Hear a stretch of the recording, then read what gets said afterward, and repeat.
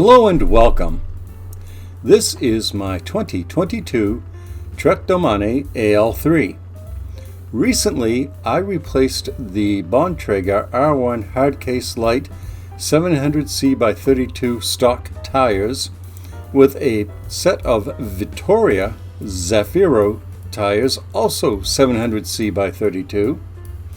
At the same time, I replaced the stock butyl rubber inner tubes with CyclAmi, and I'm guessing on the pronunciation, lightweight TPU inner tubes. I didn't have much of a chance to get out and test ride it though, because the day that I did the upgrades, well, it rained. And while I won't melt, riding in rain is not my idea of a good time, so I waited a couple of days. And then I did get a chance to take the bike out for a nice ride. It was a beautiful autumn day here in Maine, and it was cool, but I would say pleasantly so. Just enough that as I'm riding along, I'm not building up an excess of heat, but at the same time, my toes and my fingers did not get so chilled that it became uncomfortable.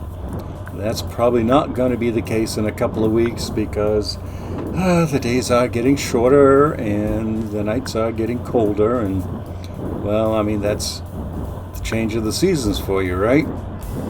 But you didn't come here to listen to me wax poetic about autumn. No, this is all about the wheels, the tires, and the inner tubes.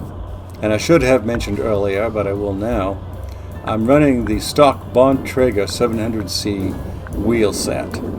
I didn't see any point in upgrading them at this time. In the future, well, who knows? At any rate, I am so far pretty impressed by this setup.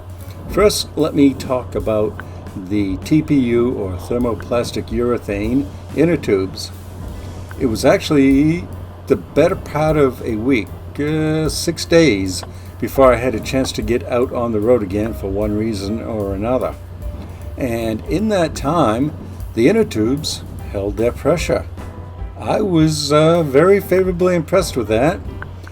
I mean, if these had been a branded name like Tubolito, I maybe wouldn't have been quite as impressed, because from a relatively expensive inner tube, you expect a relatively high performance. Now this CyclAmi, I'd never heard of them. I frankly bought them based solely on the price. I got the pair of them for 30 some odd dollars. The price will be in the description. And when I put them in, they impressed me as feeling somewhat, well, for lack of a better word, delicate. So I was very careful to avoid pinching them as I installed them. Yet, as I said, they held their pressure. I topped up maybe 2 psi. And you know what? I've done that with the rubber inner tubes too, so I don't consider that to be a particularly big deal. Now, when it comes to the Vittoria Zaffiro tires, I chose them because I'm familiar with the name Vittoria. I've seen good reviews of their other products online and on various YouTube channels. And frankly, I wanted road tires. The Bontrager R1s are okay, but they're sort of an all-purpose gravel-lite. And I'm saying light in air quotes. And the problem with an all-purpose tire is it doesn't really excel at any one purpose. And that's true of a lot of things. But the Vittoria Zaffiros are specifically road tires. They have a minimal tread with a little bit of contouring on the shoulders for wicking away water if you happen to be caught out in the rain. And we won't go back to that. Now, what I found as I'm riding along here is this combination of tire and lightweight inner tubes has a noticeably lower rolling resistance. I mean, you can really tell the difference. It doesn't take much of a grade at all to get the bike coasting, and it will just go and go and go and go and go and go, and well, you get the idea. Now, a lot of people, when they're going downhill, will be on the big ring up front and small cog in the back, going like a bat out of hell. Well, that's good for them. Me, when I get to the top of a climb, I am actually looking forward to coasting down the other side. That's sort of what I think of as my reward for all that work to get to the top of the hill in the first place. With that said, when I am coasting, it subjectively feels faster. This particular ride, I did not set any speed records or personal bests or anything like that. But man, I'm telling you, it just feels different. You can really sense that reduced rolling resistance bringing you out faster. Again, I cannot subjectively point to anything that says I am X miles per hour faster, but it sure felt it. And here's another thing I noticed too. While I'm going along and having a good time just riding, the bike seems to have a more responsive handling feel to it. It's a little, well, again, this is not a scientific term, but it feels zippier.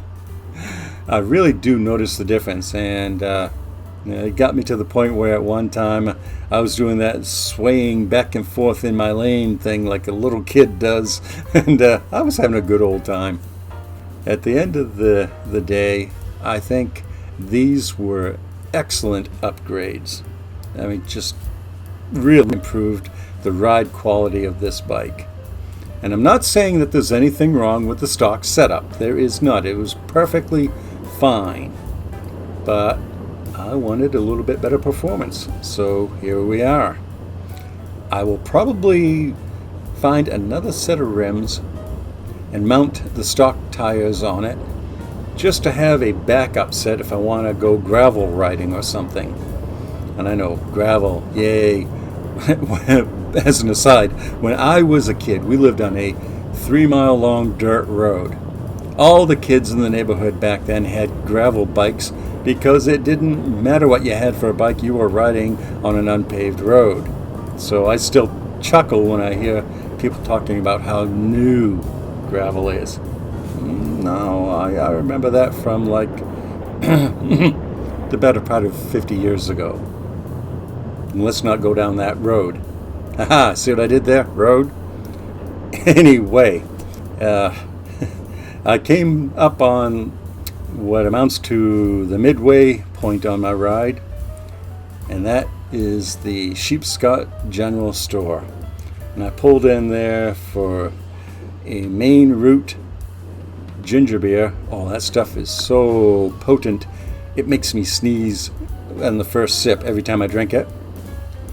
And I also had just the most amazing moist and chocolatey brownie, because you know, when you're out riding, you gotta fuel. And I guess I could have gone for a coffee and had a traditional cycling coffee stop, but I like what I like. And speaking of likes, I hope that you liked this video. And if you did, there's a link to the playlist for the Domane, lower left. And there's a link to another video that I'm pretty sure you will enjoy, lower right. And as always, thank you so much for watching. I really do appreciate that. Goodbye and have a wonderful day.